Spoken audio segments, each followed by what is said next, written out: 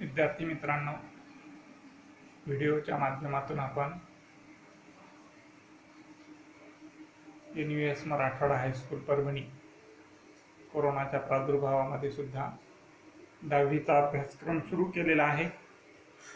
यामध्ये आपण जॉमेट्रीचा पहिला चॅप्टर सिमिलॅरिटी हा संपवलेला आहे।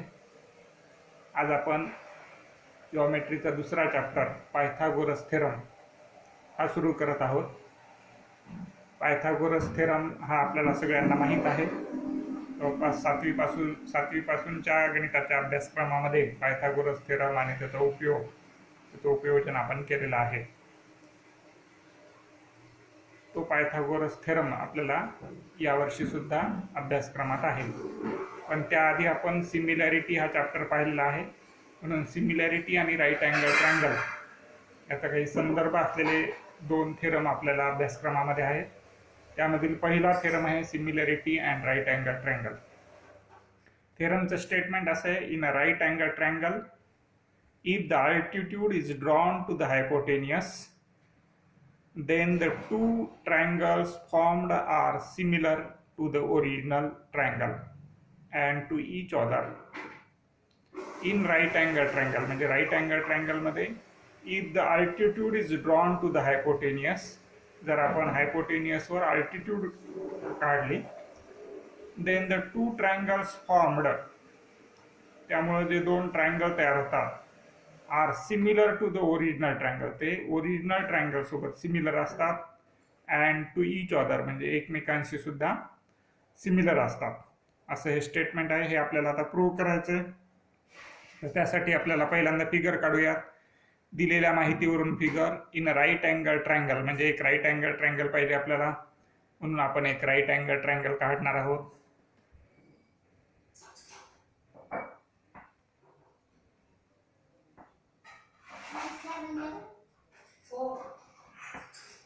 ABC हा राईट अँगल ट्रायंगल आपण घेतलेला आहे। यामध्ये B हा 90 डिग्रीचा अँगल।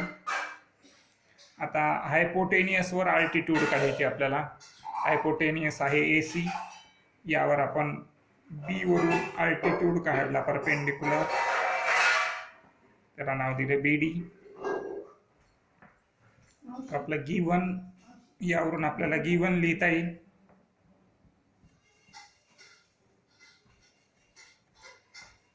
In triangle ABC।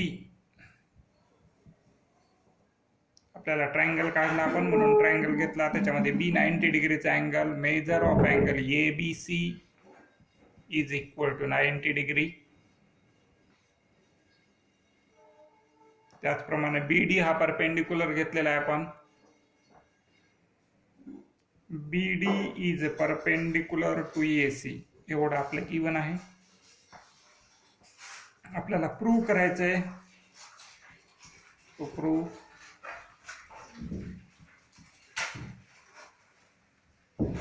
जे दोन ट्रायंगल तयार झाले, हा एक आणि हा एक, हे दोन ट्रायंगल ओरिजिनल ट्रायंगल सोबत सिमिलर असतात, हे प्रूव्ह करायचं आहे आपल्याला। ओरिजिनल ट्रायंगल ABC तयार झालेला एक ट्रायंगल बघा, आपण ABC घेतले म्हणजे A पासून स्टार्ट केलं, B पर्यंत आलो, आणि B पासून स्टार्ट करून BC कडे आलो। अशा पद्धतीने ABC हा आपण ट्रायंगल घेतला।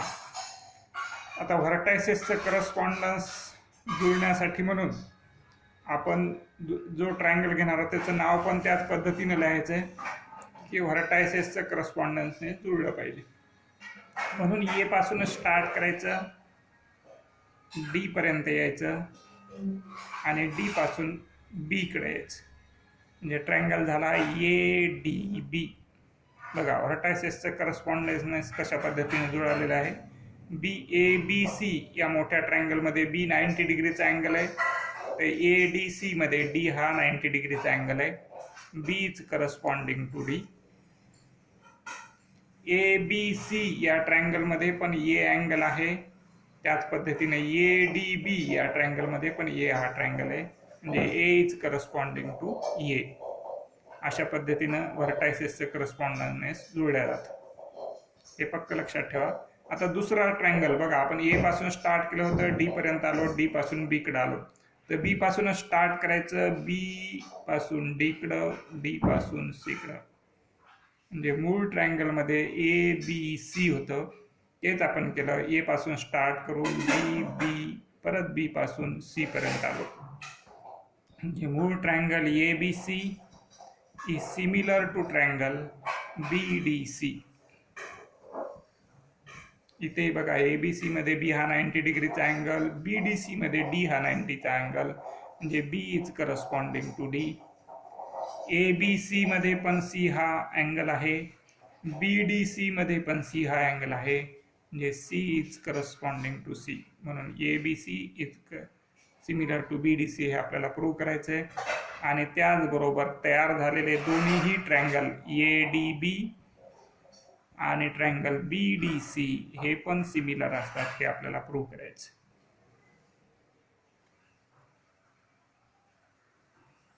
तर A B C is similar to A D B, A B C is similar to B D C आणि A D B is similar to B D C हे प्रूव्ह करायचं आहे आपल्याला. तर प्रूफ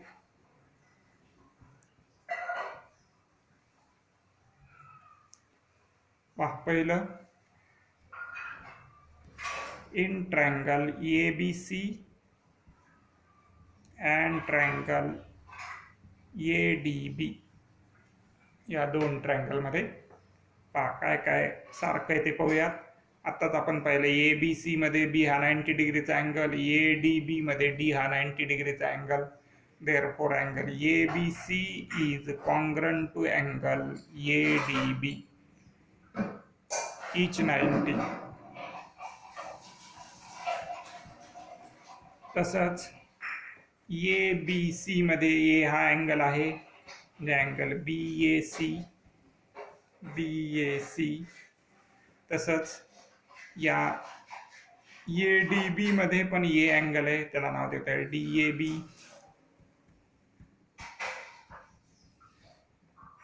कॉमन अँगल दोन्ही पण triangle मध्ये आहे, म्हणून कॉमन अँगल. आणि दोन अँगलचे पेअर जरी कॉन्ग्रंट असतील तर ट्रायंगल सिमिलर होतात. Therefore triangle A B C similar to triangle A D B by A test. Same याच पद्धतीने आपण हे दोन्ही triangle A B C and triangle B D C हे सिमिलर आहेत हे दाखवू शकतो. यामध्येही तेच, परत ए बी सी मध्ये बी हा 90 डिग्रीचा angle, A B C. B D C मध्ये बी डी सी डी हा 90 डिग्रीचा अँगल, इच 90.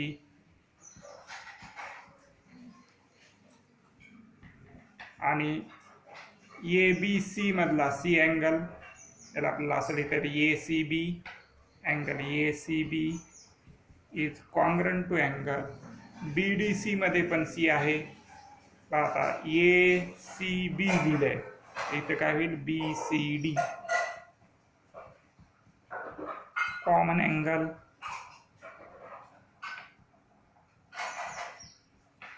आणि देअरफॉर